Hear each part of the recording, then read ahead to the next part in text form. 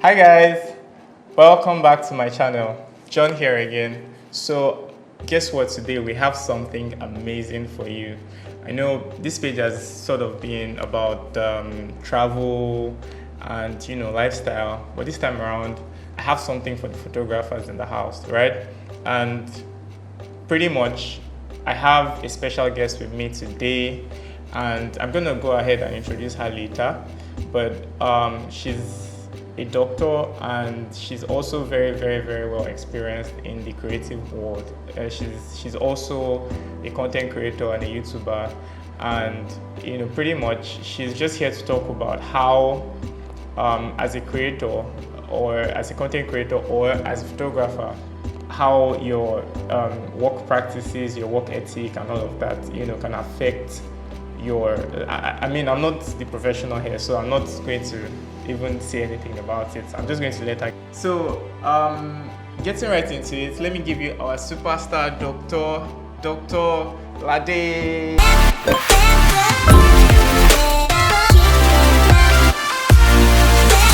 Hi guys, my name is Lade Kende and I'm super excited to be here on John's channel. So yes, let's get right into it. Why am I here? Well, so you know how creators tend to overexert themselves. They're constantly working. If they're not, on set, they're editing. If they're not editing, they're learning. They're watching videos. Just trying to do one thing or the other, right? And sometimes we don't realize that because we're not running up and down doesn't mean that we're not actually exerting energy. We're not getting stressed in the process. Sometimes it can even be mental, right? But there are just a lot of things that I feel like creators don't take cognizance into when it comes to their health, right? Until they finally break down. You get what I'm saying? So for me, I'm even more concerned of the long-term effects of some of these things as against just the now. So, to be honest, I don't want this to be too much of a question and answer. I just want you to use your experience because, I mean, you're a content creator. Apart from the fact that you're like full-time doctor that works in a government hospital, you're always getting patients and you have the experience, right? In addition to that, you're also a content creator, and you're a makeup artist. You've done photo shoots times and times again. So it means you sort of have an idea of how photography works. Yeah. Right. So, and you can give us you can just give an idea of what it's like, in that field generally. Okay. So well, like he's rightly said, I'm a full-time medical doctor, and on the side, I'm a content creator. I do makeup, and I act as a model sometimes. Juggling a lot of this can be quite stressful, considering that I still have the same 24 hours in a day as everybody else. But I guess the major thing I take into consideration, of course, is time management, because there's no how I would be able to juggle all the things that I do if I'm not able to manage my time appropriately and delegate, this is time for this, so this other part has to hold on, this is time for this. Obviously, when I'm at the hospital, I can't be doing any content creation or anything. So on my free time, with the way my schedule is programmed, I first try to rest, because body no be firewood, So rest is very important, and then once I'm able to recuperate myself, I already have a schedule planned of what I want to do. If I have to shoot a video, it is planned ahead of time. I've gotten all the resources that I would need for that video, and so I really just need to set up and film. Okay. Sometimes I set up a day prior, so once it's time to film, I'm just entering the space and filming and forgetting about it. Because also I do everything by myself. I set up myself, I film myself, I edit we just did myself. today. I edit myself, I basically do everything myself. So it can be really draining on the body. And I mean, look at me, I don't have energy. I'm made for the soft life. So as much as possible, time management is very, very important, because once you're able to manage your time appropriately, there's time for you to rest, there's time for you to create. If you want to edit, there's a time for you to edit. And it helps you also have a good plan of scheduling your posts, having like exact times where you know this is going to go up, which will also help your audience connect more with you, because they know, okay, every Thursday I'm expecting a video, or every Friday. I'm not perfect. I mean, I don't follow my schedule sometimes because of life that happens, but as much as possible, I feel like that's one major thing that is very important. But you still have to push. When you think of what you envision for yourself, for your brand, for your channel, you have to push at the end of the day. It can be tiring and draining, especially with your health, because a lot of people they want to do everything now. There's a new trend, you want to quickly jump on it. There's a new style of shooting a reel, you want to quickly do your own, so that you can gain from the traffic that is building up. And so you probably didn't schedule to shoot that day, but you're seeing that everybody is already posting this. Like, what's that about? Only me cannot carry last. What's that? So you want to quickly do it now, even though that day you were supposed to rest, or that day you're supposed to do something else. But you've seen that everybody's video is blowing up when they're using this new trending song, or they're doing this new transition. So you want to quickly do it too. And so can we say that is like a bit on the psychological side? Yes, it is, because especially with our generation, I feel like a lot of people are more now concerned about being successful now, fast. They want to just blow up, and forgetting that a lot of people that we look up to, they actually took time. They actually invested both time, energy, money, everything, and it wasn't just an overnight success story. Of course, we had some overnight success stories that still managed to pull through and carry the success along, but most times the people that tend to last are people that actually put in the time and the work over a period of time. So we're obsessed with now, you need to blow now. So this trend, you have to jump on it. I think much more than money as well. I feel like it also transcends bragging rights. Yes, like people want to be able to say, I was look the at one, me. exactly. I got this many likes or something. Yes. So like now, let's now get to why you are here. Because I mean, you're a doctor. So from everything that you mentioned, like all of this, like impromptu, trying to create, trying to do stuff, like, do you think there's like any mental, or not necessarily mental, but like, do you think there are any like medical like challenges or issues that might come with stuff like that? A lot of the medical challenges that may come up actually would be in relation to mental health, because content creation, you're using your mind, you're using your brain, you're creating things, and because obviously everybody's trying to build a successful brand, you're very concerned about acceptance from your audience, from your target markets. And with the way Instagram and every other social media channel is set up, it's a struggle right now to get the kind of views and likes that every person would want, and you really have to put in so much work. Sometimes it shows, sometimes it doesn't show that you're putting in so much work because you're not getting what you expect. And then it begins to tell on your sense of reasoning. That's where you get the imposter syndrome coming up, like, is it like after all my energy and stuff, I'm not getting anything, so what's going wrong? And then you see somebody else who probably didn't do as much or put in as much effort getting all the views and everything, so you begin to feel bad, you begin to feel less of yourself. That tells on your mental health in general and how you perceive yourself. Low self-esteem comes up. You can also get depressed.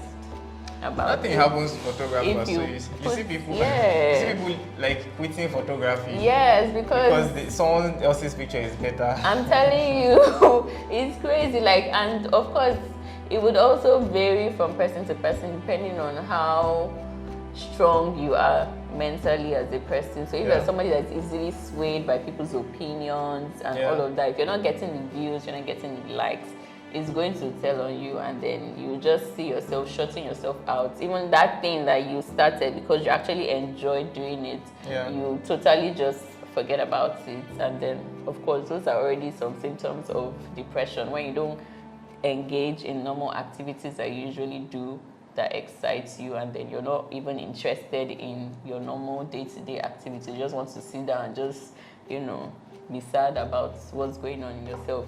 Other than that, especially for photographers, there's also the issue of musculoskeletal problems later on in life, because it's something that is a chronic illness and develops as a result of continuous exertion.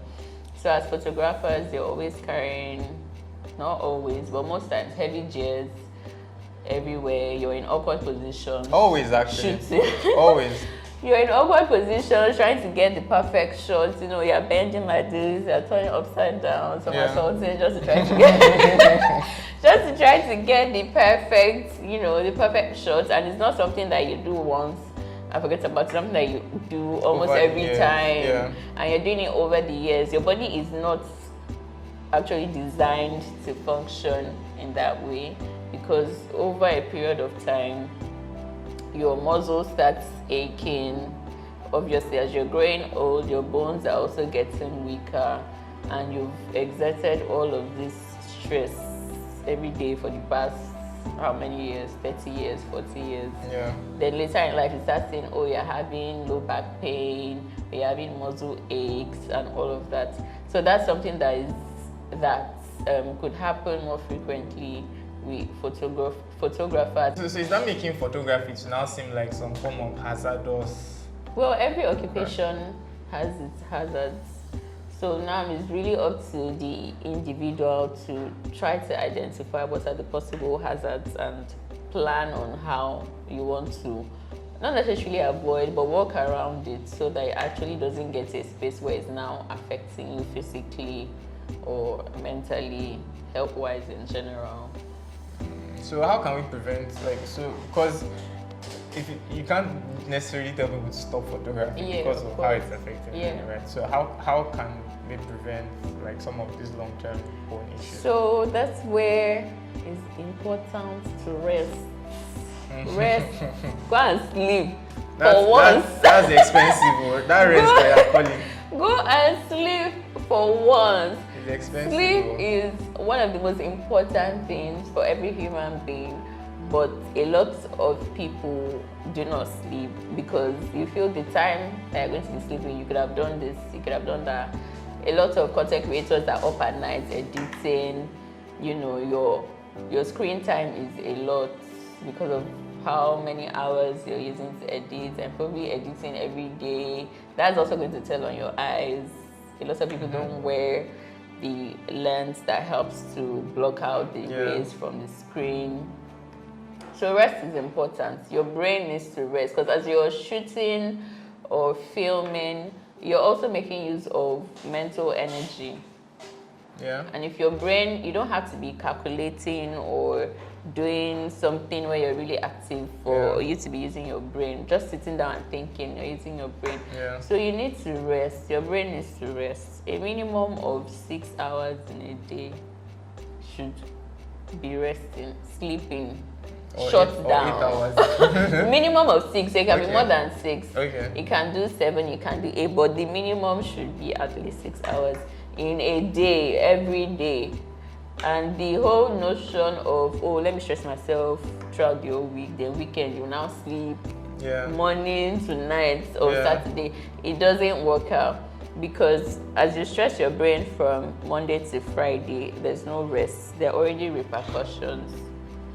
And so just resting one full day is not going to flush out everything. It's just the same way as saying somebody saying, okay, I'm going to eat junk food Monday to Friday, then Saturday I'll eat only vegetables. Then you think you're healthy. You're not healthy that way, because half of the vegetables you're eating, your body is even passing it out.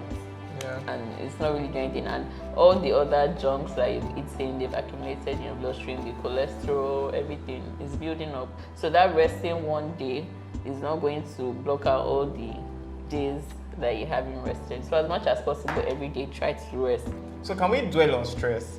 Because most of the creatives right now are stressed in one way or the other. It's not just maybe they are not getting enough sleep or something. Some of them or some of us are actually doing like serious work, like just trying to put it. So apart from even photography, a lot of photographers, you know, still have to edit. Yeah. So this is minus the work and everything. So in the process of editing, you have a lot of pictures to work on, and I have advice for that, but like, what are the effects? Because the people that are already doing it, let them know what this thing can lead to. Right, I heard grinding of teeth. I don't know what that one is. You know, respiratory problems. So like I said, article. Article is different from talking to a doctor. So this is now the time for you to. Okay. So of course, stress, like I said, whether physical or mental stress, after a while, it would take a period of time before you can actually see effects in your health that are coming from being stressed. So you need to be having stress. If you're just stressed for one day, it's easy to bounce back from that. But if you're continuously stressed every day, of course, like you mentioned, high blood pressure, you're more at risk of developing high blood pressure, even if you're young, because we've seen in recent years a lot of young people, even in their 20s, are developing high blood pressure. Please say it again, because let them hear, please. Yeah, so a lot of young people are starting developing high blood pressure. I guess due to the pressures of life, people are thinking of a lot of things, they're juggling things. Nigeria is already stressful on its own. You know, you're looking for money, you're trying to make it, you're trying to come out of a space. Different things contribute, and then before you know it, you go and check your BP one day, or you're having headache. You've taken paracetamol, you've taken anti-malaria, the headache is still there. Go and check your BP, because the BP might have come up. And then aside from high blood pressure, you can also start developing anxiety. We have anxiety disorders because you're thinking of a lot of things. You're anxious about, you know, the stuff you're creating, delivering. You have to deliver at a certain time, and then something comes up, or your hard drive collapses. And you lose everything, and you're wondering how do you tell these clients exactly, and they paid you in full, and you spent the money. Never do that. So I have a rule of thumb, right? Yeah. When a client sends you money for a job you've not done and delivered, that money is not yet your own. It's not yet your own. So the fact that they sent it to you does not mean it's your own. Yeah. So just go and look for an account and or something that you can be keeping the money. Alright? It's true. Yeah, because anything can happen, and then you have spent the money. You'll be trending on Instablog because they will drag you. So yes, you can develop anxiety as well. Like I've said, more psychological cases of like depression, extreme cases, bipolar, but that's like really extreme. And then you would also need to have like other risk factors that would contribute together with being stressed as well. So I think from my own end, one way to relieve like stress and plenty workload is to share your money. Share your money. Yeah. Only you cannot do it. Yeah. So share your money in the sense that employ people, delegate. You have a lot of pictures to edit. give people to edit, look for someone that is good, Yeah. that will collect plenty money from you. Yeah. Yes, plenty money, because you see, you are collecting money. Right. Yeah, so right, and let right. them edit for you. Yeah. It's not every time. Sometimes the reason you are shooting that client is to keep them, not to make a serious profit. Yeah. You know, so that they don't go to another photographer. But it's not every time that, you know, you have to be the one to do everything by yourself. That way you have more peace of mind, right? It's not only editing, so many other things, right? But let's just leave it at that, right? So thank you for no, let me do my vote of thanks. So thank you for coming to our show. Yeah. Thank you for honoring my invitation. Thank you for having me. And this was such a lovely experience today. Yes, it was. Thank you very much for having me. I enjoyed my time here, and I hope you guys enjoyed my little nuggets here and there. It's not little, but thank you. Thank you. That's all for today, folks.